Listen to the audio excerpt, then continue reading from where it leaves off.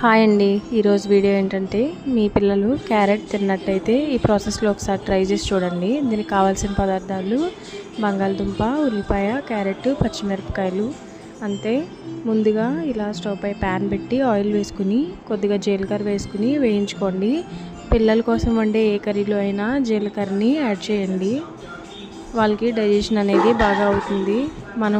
మనం తినే వంటల్లో జీలకర్ర ఎక్కువ వాడడం మంచిదే. ఇప్పుడు ఇలా జీలకర్ర వేగిన తర్వాత పచ్చిమిరపకాయలు, కరివేపాకు వేసి వేయించుకోవాలి. ఇవి వేగిన తర్వాత కట్ చేసి పెట్టుకున్న ఉల్లిపాయ ముక్కలు వేసి ఉల్లిపాయల్లో కొద్దిగా సాల్ట్ కూడా వేసుకుని బాగా కలుపుకుని మూత పెట్టి ఉల్లిపాయలు గోల్డెన్ బ్రౌన్ కలర్ వచ్చేంత వరకు వేయించుకోవాలి. ఇప్పుడు ఇందులోకి కట్ చేసి పెట్టుకున్న బంగాళదుంప ముక్కలను వేసి ఒకసారి అంతా బాగా కలుపుకుని మూత పెట్టుకుని ఈ బంగాళదుంప ముక్కలు ఆల్మోస్ట్ ఉడికిపోయేంత వరకు ఉడికించుకోవాలి.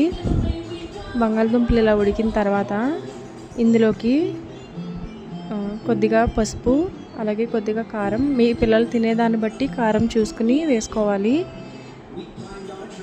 ఇదంతా బాగా కలుపుకుని కారం పచ్చివాసన పోయిన తర్వాత క్యారెట్ని నేను ఇలా తురిమి పెట్టుకున్నాను. ఈ తురిమి పెట్టుకున్న క్యారెట్ని ఇలా వేసుకుని ఎక్కువసేపు ఫ్రై చేయకూడదండి. ఒక 5 నిమిషాలు స్లో ఫ్లేమ్లోనే పెట్టుకుని ఇలా కలుపుతూ ఒక 5 నిమిషాలు వేయించుకుని స్టవ్ ఆఫ్ చేసి సర్వ్ చేస్తే చాలా టేస్టీగా ఉండే బంగాళదుంప క్యారెట్ కర్రీ అయితే రెడీ అవుతుంది.